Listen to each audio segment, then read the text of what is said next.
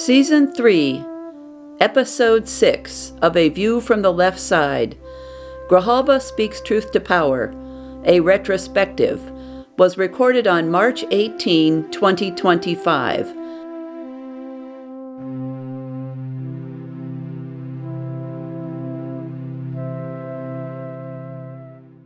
Hello, my name is Pamela Powers of Powers for the People. Today's episode is going to be a little bit different.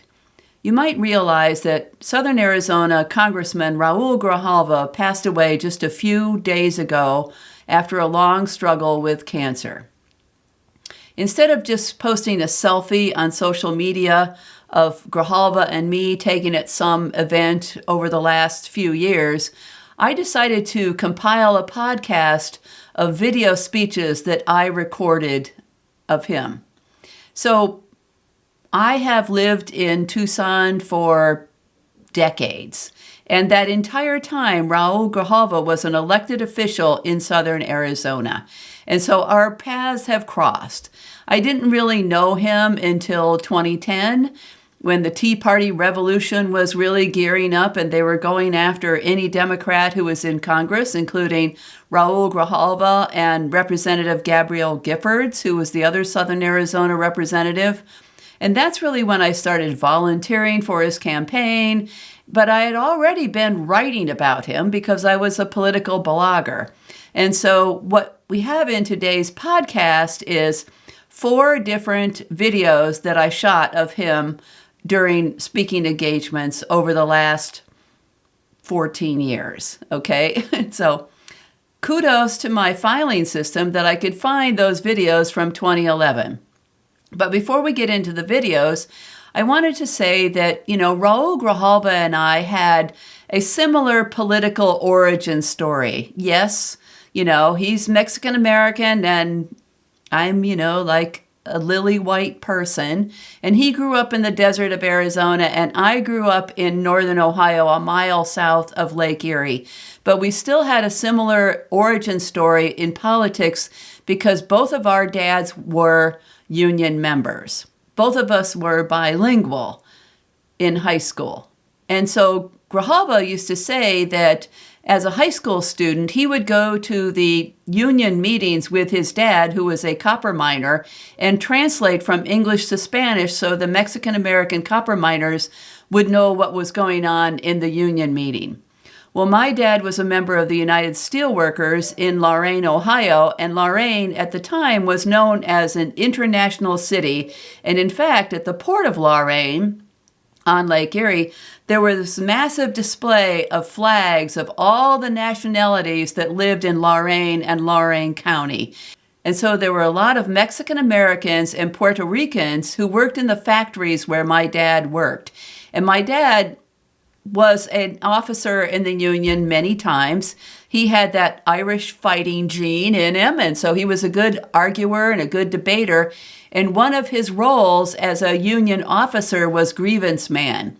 And so I remember one night when he came home from the factory and he had these handwritten pieces of paper with grievances on them. And I already knew he was a grievance man. And he says, "Can you read this?" And they were written in Spanish. And I said, "Yeah, I can read it." And he says, "Can you translate it for me so I can understand what their grievance is?" So Raul was translating from English to Spanish in Arizona, and I was translating from Spanish to English in northern Ohio at about the same time.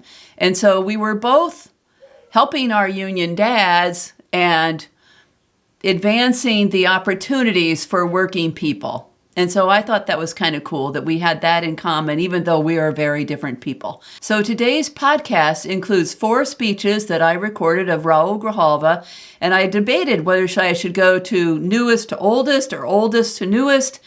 But when I was looking for a particular video from 2011, and I listened to that today, I thought 2011 has got to go first. So segment 1 is a speech that Raul Grijalva gave at the Progressive Democrats of America Tucson Chapter Organizing Committee event.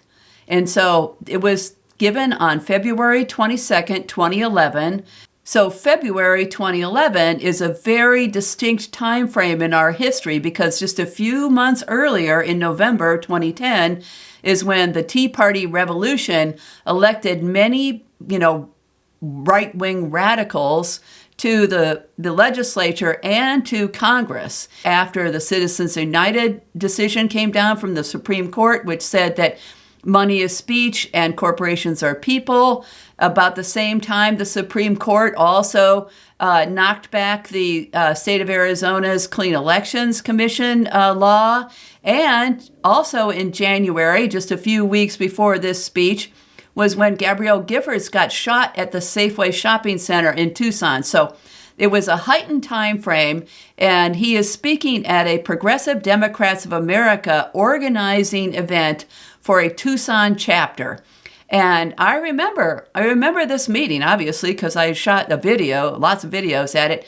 But I remember there was a teeny weeny little announcement in the paper version of the Tucson Weekly that said, organizing for progressive Democrats. And I was like, yeah, because people were very discouraged in February 2011. So yeah, I wanted to hear from the progressives. I was already blogging as the Tucson Progressive, so I wanted to go.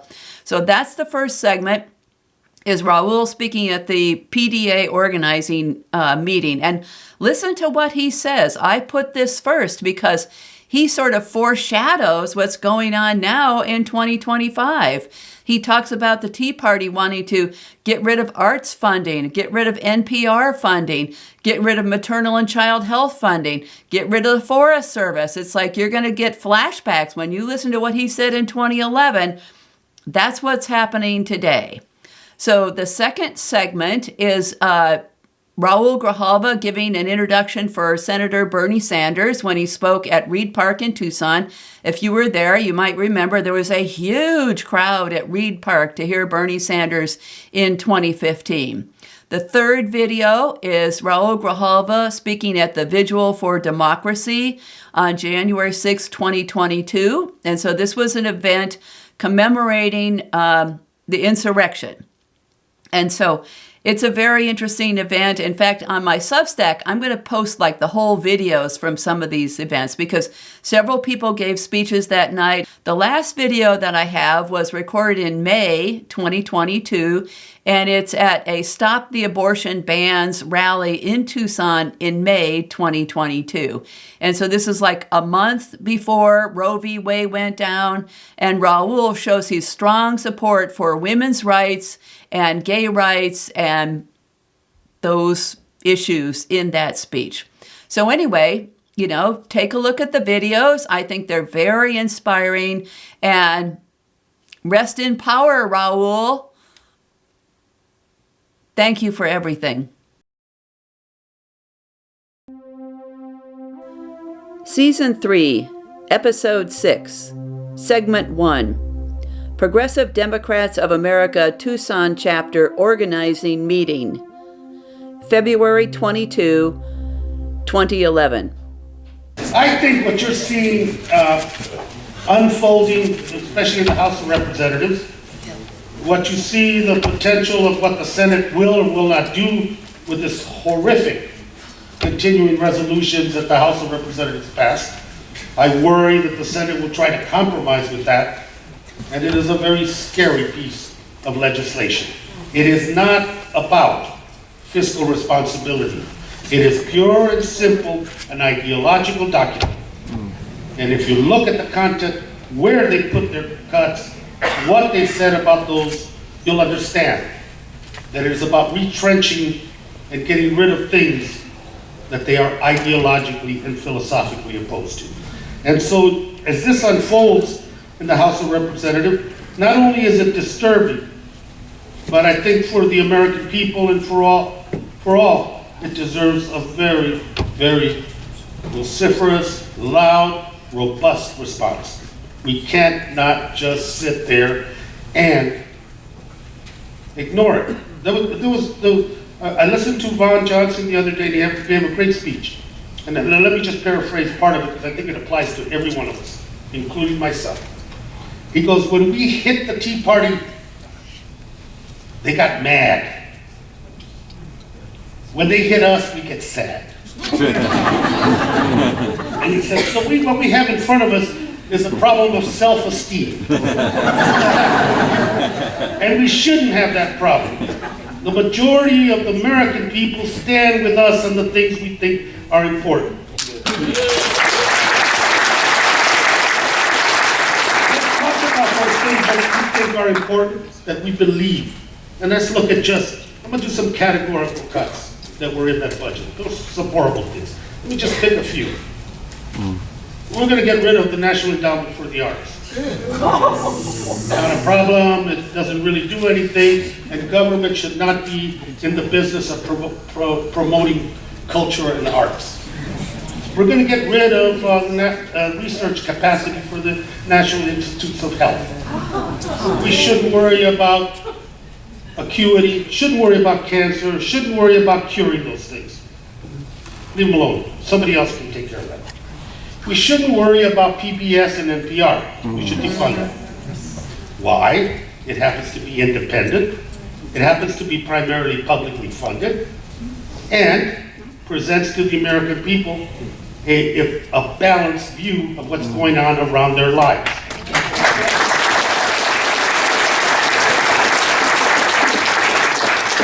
We need to get rid of the Park Service. Cut that tremendously. That should all be, private sector should take care of making sure there are national parks around. Oh, and by the way, we need to defund Planned Parenthood. That's an ideological issue. The fact that they are preventing, that it is a public health issue for women, it is an issue of basic reproductive rights that women have in this country. Those facts are ignored because it becomes an ideological issue. And so I think for us as progressives, that it's important that we not shy away from the fact that we have a fiscal crisis in our country. It's true. We have a deficit and we have a debt. The fact that we have a memory lapse and have not realized that we're in the hole because of the policies that put us in this hole, that began with George, a little bit with Clinton, began with George, and then continued. And those policies have put us in this hole, and what are we doing now? We're replicating those policies once again. When we talked about cuts, we said we're ready. We're ready to help balance this budget and deal with the deficit. And if we want to do things that are good, let's invest in things that are going to help the American people. Let's create good public sector jobs. Let's fund education the way it should be. Let's make sure that health reform with increased accessibility through single payer is part of the decisions that we can make. We're ready to make those investments. And how do we do that? You have to generate revenue as well. You have to close those, those $14 billion a year oil and gas subsidies that we give away.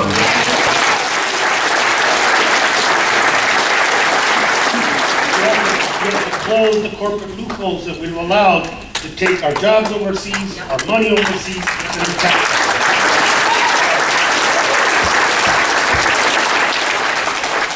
And quit pretending that the tax breaks to the corporate entities in this country and to the richest 1% did not help cause in a great way this deficit. You have a standing ovation for that one. We're prepared to deal with these questions. There's much more. On the environment alone, there's $200 billion that you can cut on subsidies and giveaways.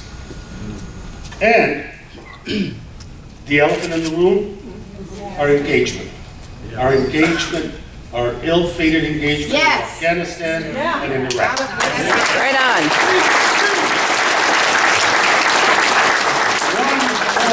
$1.7 trillion and growing. It is a war that has never been paid for. It is the first time in the history of our nation that our nation goes to war and cuts taxes. That's going to be paid. But for some reason, we don't deal with that part of it. So I think the American people want the deficit dealt with for their economic security and for their families, for their children and grandchildren. I do. But I want it done in such a way that we do not punish the very people that made the sacrifice to make this nation what it is.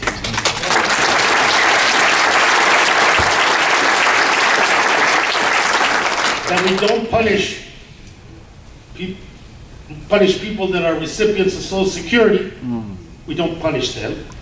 We don't punish children in the next generation that wants to be educated in this country and be part of the growth of this country and part of that dream achievement. We don't punish those kids that want to go to college and suddenly they can't afford it because the Pell Grants are being cut. That's who you don't punish. And this is not an issue of punishment. It's an issue of fairness. And everybody's talking about sacrifice.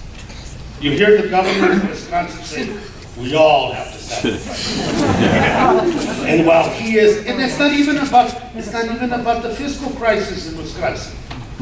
It is about ripping away 6 decades of hard-earned pension, collective bargaining, and being at the table for those workers.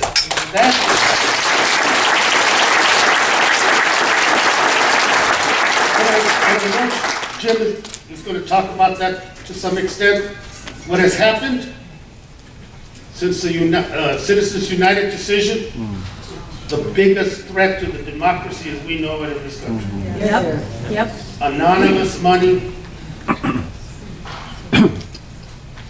undisclosed, unaccounted for, and a huge, huge well to draw from. That is now the force. That is who the Republican majority is responding to with the tax cuts, with the cuts in the budget. They're responding to that corporate entity. And I would suggest to you that that is a huge part of what PTA will be doing and needs to do to educate the American people as to this huge threat on our democracy.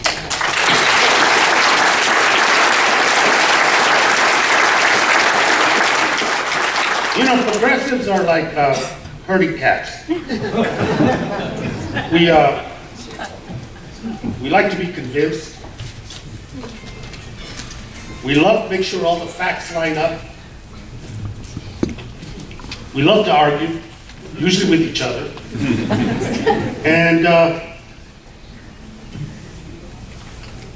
And for a long time, it's been easy to divide us. And whether the issue was race, whether the issue was income, whether the issue was a different take on a philosophical point, it was easy to divide. I think we've gone way past that point.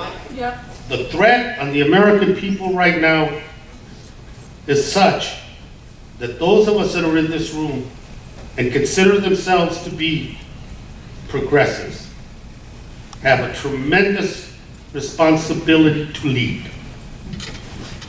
And leadership means pushing. Leadership means holding elected officials such as myself, holding our feet to the fire and making sure we do the right thing.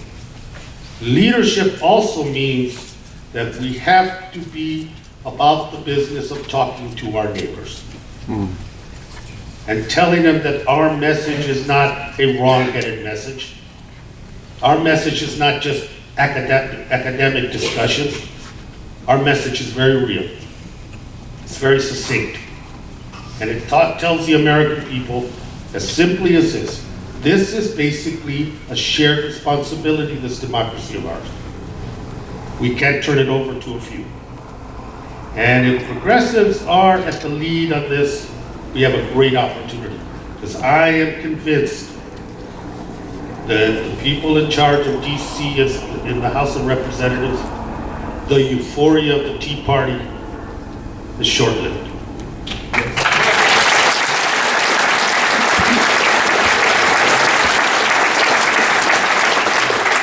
They're going to overreach because the American people, when they voted this midterm, they were angry for a lot of reasons. And many of us were the villains to that anger. But the American people were not angry at themselves. And buyer's remorse has started to set in very, very quickly. And that remorse looks at what's important to them, what's important to their family, what's important to their existence. And everything that is being done goes directly to their aspirations. It does. This is about working folk, it's about the middle class, it's about the young people in this nation. And we are going to coalesce around a lot of issues in the future. We are working well with PDA and other organizations about an inside-outside game, so that what we're doing inside of Congress complements what's going on outside, and vice versa. We are also going to do something that is unique in politics, is that we are going to assert our independence as progressives in Congress. Yes.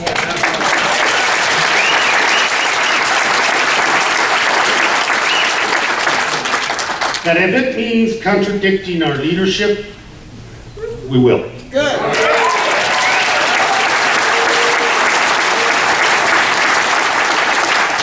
And if it means contradicting our friend in the White House, we will.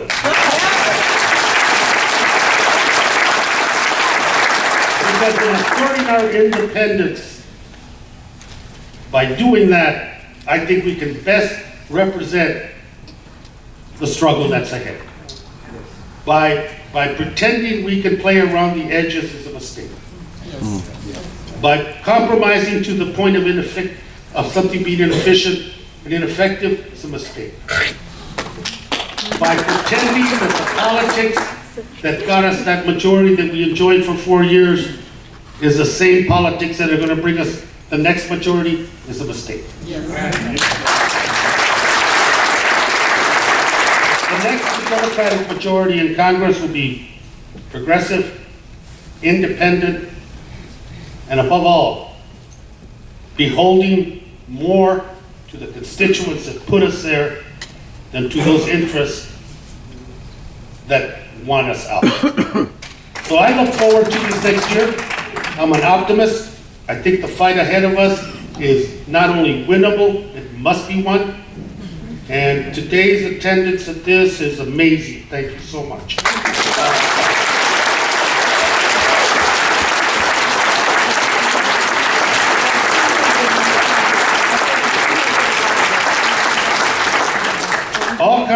All kinds of issues are before us, but the one issue that is central is us staying together, us talking to each other, and our differences are minimal compared to the task at hand.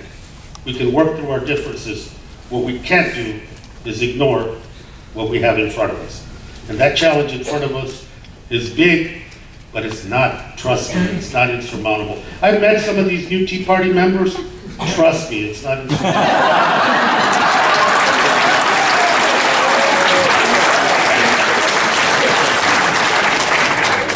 I was a little intimidated at first. Then I went, okay, we can handle this. So they have numbers on their side. We have numbers on our side. And we got to tap them. We got to talk to them. And we got to speak directly.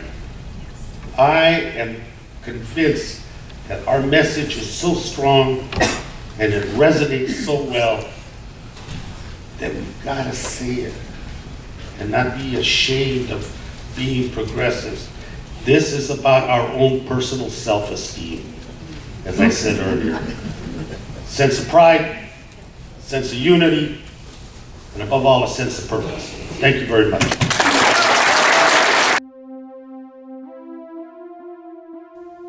Season 3, Episode 6, Segment 2, Senator Bernie Sanders' Presidential Campaign Rally in Reid Park, October 9, 2015.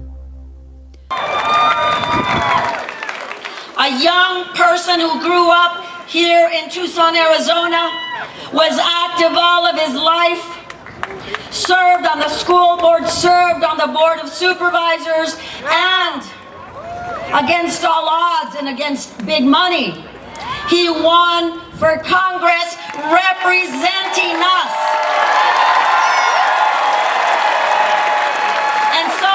Governor Sanders, I tell you, we are also the home. We are the home of Raul Grijalva, and please, please welcome him.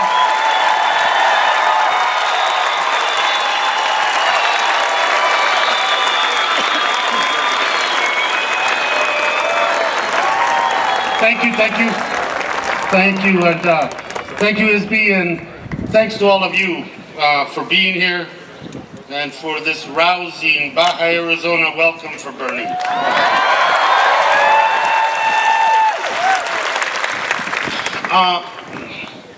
I got asked by my colleagues in Congress, why did you endorse Bernie?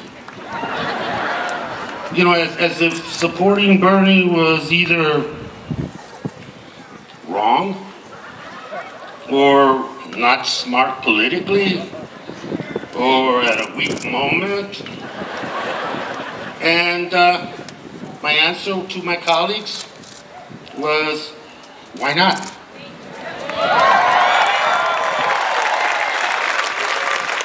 Bernie's my friend, and beyond friendship, I agree with his values.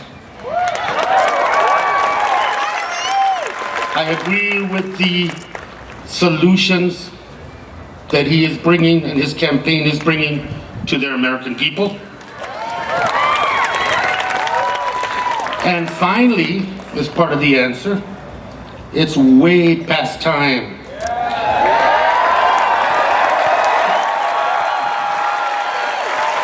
that we had a national campaign and a voice that speaks truth to power.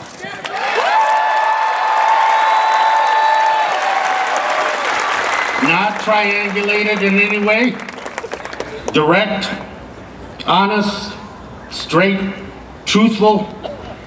It's a message, surprise, surprise, that the American people want to hear and that the American people support.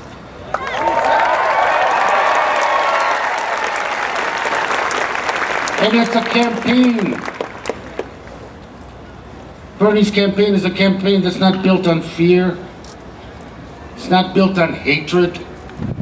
It's not built on division or the immense money contributions from super PACs and corporate America. It is transformational, and you're here because of the truth. And this campaign speaks to the collective future of America that we are all responsible for, and Bernie speaks to that truth. Our mission, and the campaign's mission, is very simple. It's about fairness and equality. And our reality is this: our economy is only working for the super rich, and the corporations and hard-working people. People striving to get ahead. People finding themselves paying more and getting paid less. And finding that the doors of opportunity are closed to them and their families.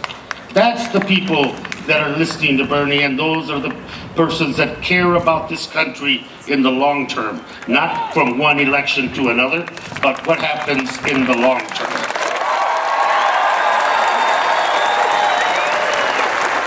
Because the fairness is about justice too.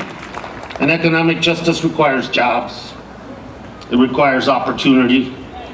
And that the poor not be neglected and treated as collateral damage simply because they're poor. And simply because they might look different. They might have needs that are different. They might be in a different zip code. They might be in a different color. Economic justice is about fairness. Economic justice and fairness are one and the same. And this campaign has blended those together in such a way that when people talk about the economy, they talk about themselves, but they also talk about the greater good. That a good economy that rewards work, rewards discipline, rewards ambition, and rewards striving, as opposed to an economy we have now that rewards power only, rewards richness more, and concentrates that wealth in a way that the rest of America can't have it and can't have the same opportunities. So we need a government that works for every one of us, and let that opportunity guide us. Don't close the doors to education. Don't price us out of going to college. Don't labor us with a debt we can't pay.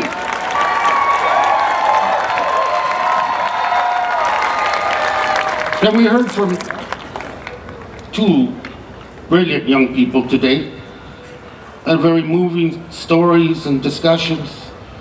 The issue of Oak Flats transcends Oak Flats. It is about the first Americans receiving the respect, the sovereignty, and the decency to be treated as first Americans.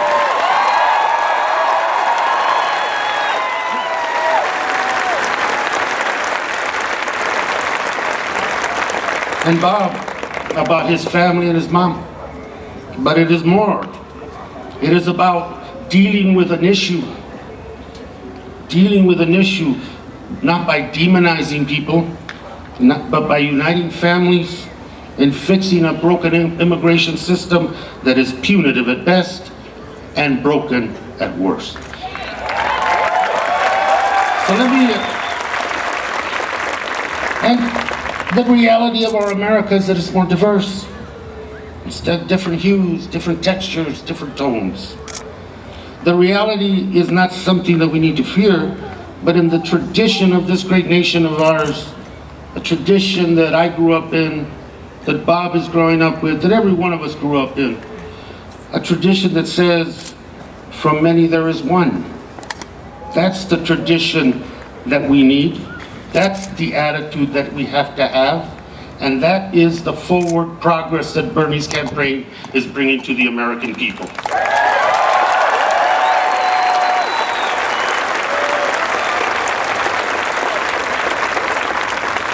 Estoy aquí yo apoyando a Bernie, y sinceramente porque creo que su agenda de una economía justa, de una reforma migratoria justa, de una democracia justa, donde cada persona y su voto vale, es una de las razones que estoy aquí. Y les pido a la comunidad que con nuestro voto podemos defender nuestras familias y nuestro futuro. Con nuestro voto expresamos nuestro orgullo y presencia en este país para hacerlo mejor.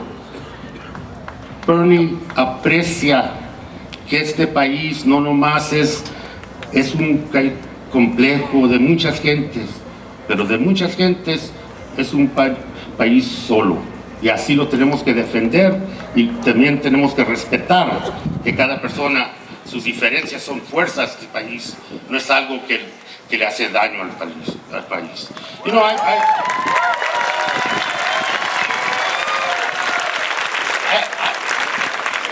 as we go forward in this campaign, it is going to be a fight, and we're all going to be in that fight. But I am convinced more than ever, and today with all of you here, just validates the sense that I have, that we're in a transformational period where the American people have said enough.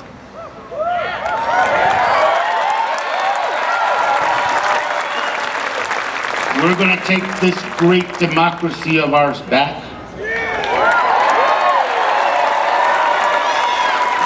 We're going to prioritize the economy and the opportunity in this country for regular folk. And we're going to look ahead. We're going to look ahead. So the generations that come inherit from our efforts in 2016 a stronger country, a fairer country, and a country that respects its people. That's why I'm here today. So it is with pleasure pride and the privilege to welcome and introduce to you the next President of the United States of America, Senator Bernie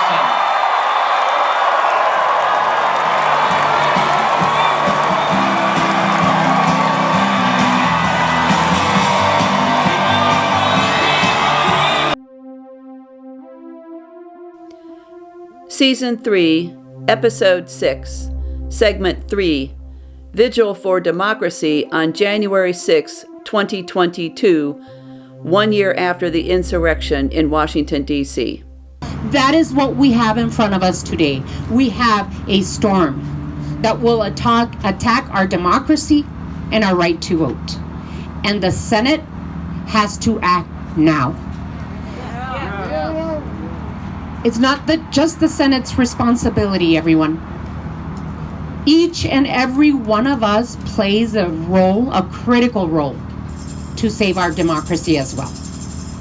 We all have the responsibility, the duty, to not just register and vote, but make sure that our families, that our neighbors, that our co-workers are also registered and vote. That is our responsibility as Americans. And I believe that each and every one of us will play a critical role, especially this year and moving forward, in making sure that as many of us as can come out and vote. Yes!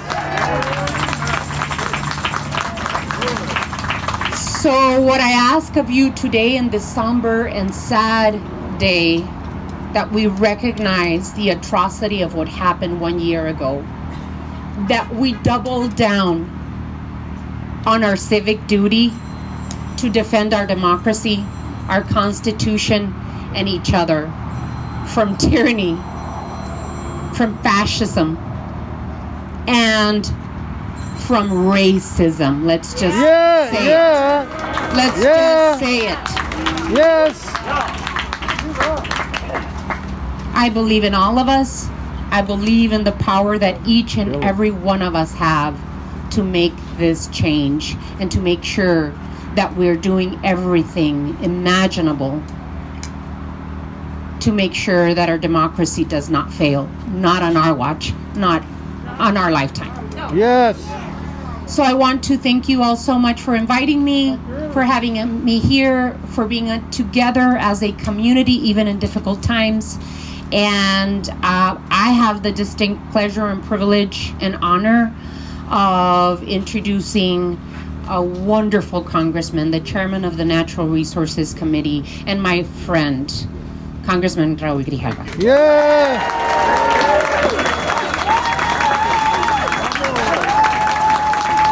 Thank you very much. You know, I want to thank the mayor and thank you very much. And I remember meeting the mayor for the very first time. I was touring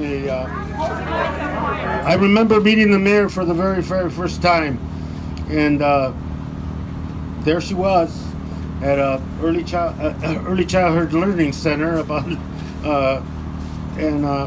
with story time, sitting around a teacher while they read to her. That's how long ago I remember the mayor. But anyway, let me. Coming over here, and Mona and I were talking that it's,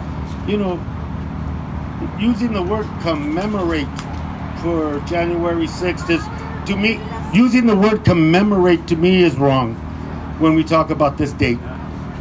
Commemorate, for me, connotes something honorable. There was nothing honorable about what happened on January 6th. And it's not an anniversary. It is. We need to mark this day. We need to mark this day the same way we have marked dark periods in this country's history. This is about tragedy. It is not about something aspiring or uplifting that we celebrate, commemorate, and look at it forward to its anniversary. This is completely different. This is dishonorable. This is unpatriotic. And it was a fundamental step, not only to validating a big lie. No, no. It was about setting the stage for something I think, and I believe deeply, much more insidious and much more dangerous to our democracy. January 6th is not going to happen again at the Capitol. I believe that. Yeah. But the process that we are seeing speaks to that same direction. And what is that? What is that direction? The direction is this: that we can overturn a fair and just election because the loser isn't satisfied with that outcome. That we can orchestrate and use the institutions to leverage and continue in power someone that's a loser. And deny the winner, Joe Biden, his office, the presidency of the United States of America. Fundamentally, that was at stake. But the corrosion of our democracy as a whole is something that today we need to recommit ourselves to as part of marking this day.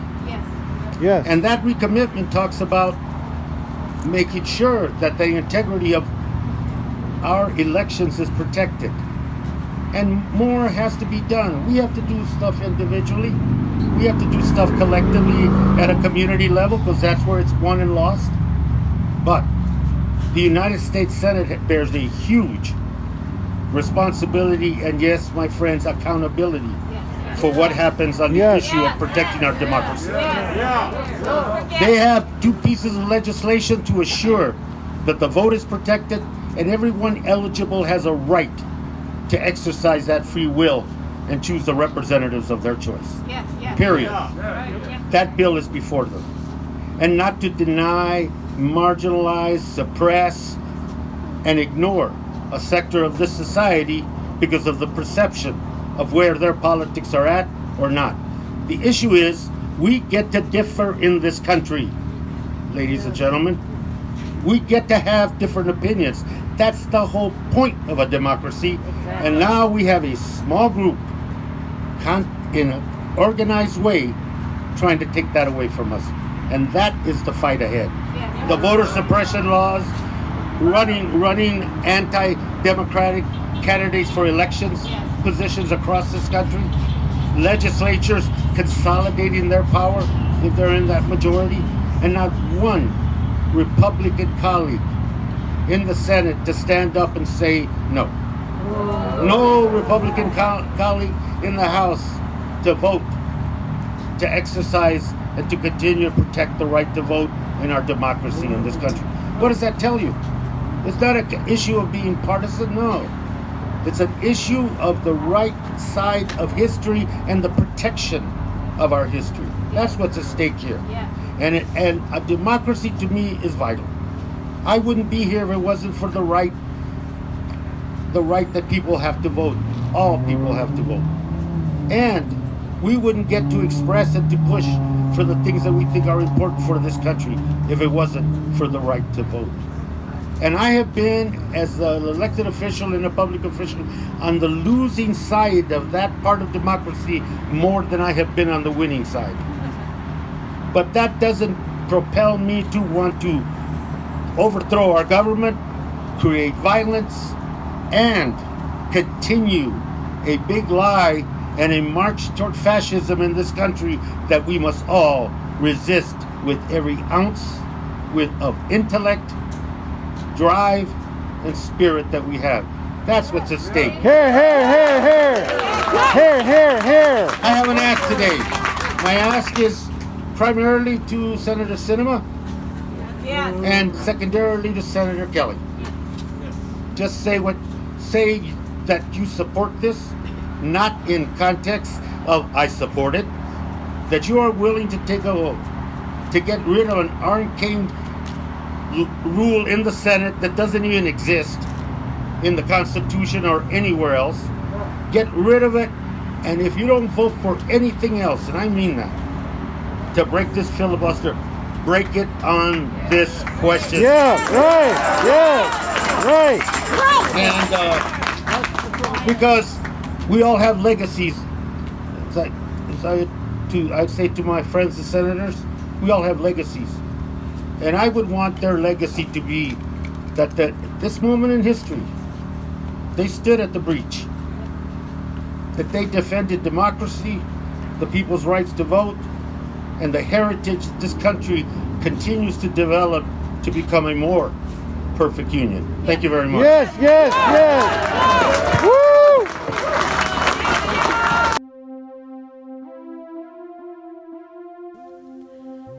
Season 3, Episode 6, Segment 4, Stop Abortion Bans Rally in Tucson, May 14, 2022.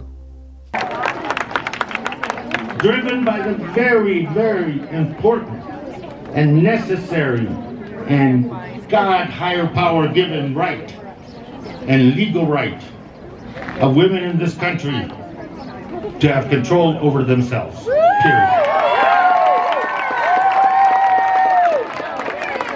That has taken center stage, waiting in the wings, challenging who you love. Waiting in the wing, challenging who you are. Waiting in the wings, our fundamental right to privacy and the protection of that privacy.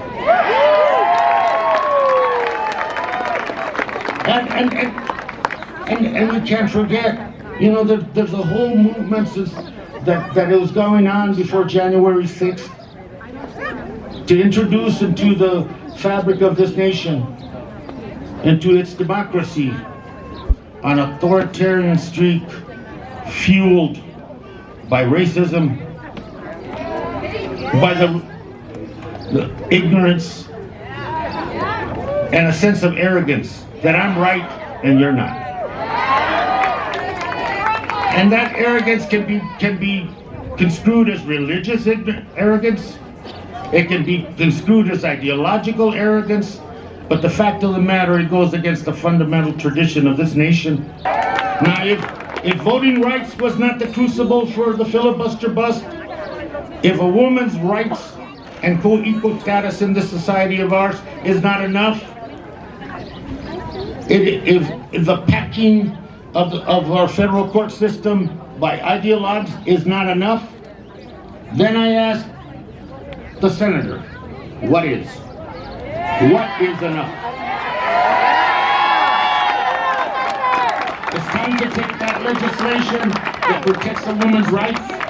It's time to take that legislation that confronts the inequality and disparity in this country.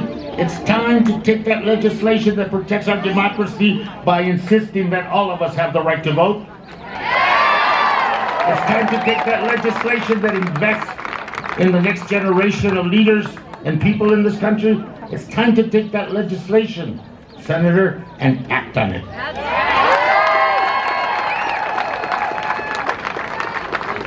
For me, this is a very fundamental issue and a crucible issue. What the court does with Roe versus Wade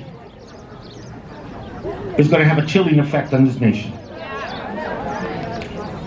And I would hope, and I beg, that it is also a motivational win through this nation. That we need to, it's not just about electing the right people, it's about getting the right things done. And it's not just about posturing and being window dressing on these issues, it's about getting something done. And it's not merely about being at a rally and telling you what you want to hear. Show me. Show me. So we're at this point in our nation's history. We can't erase the past, we can't rewrite the past, and we can't whitewash the past. But we're in this moment in our nation's history where we can dictate the future. And learn from mistakes and recognize that in this country of ours and in this world of ours, that equality knows no color, knows no age, knows no love for one another, and knows no gender. Thank you very much.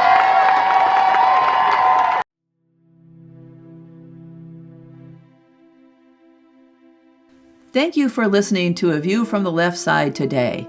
For now, this is Pamela Powers signing off.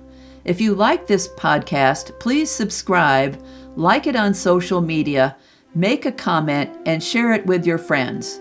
In the meantime, please take care, be healthy, and stay vigilant. See you next time.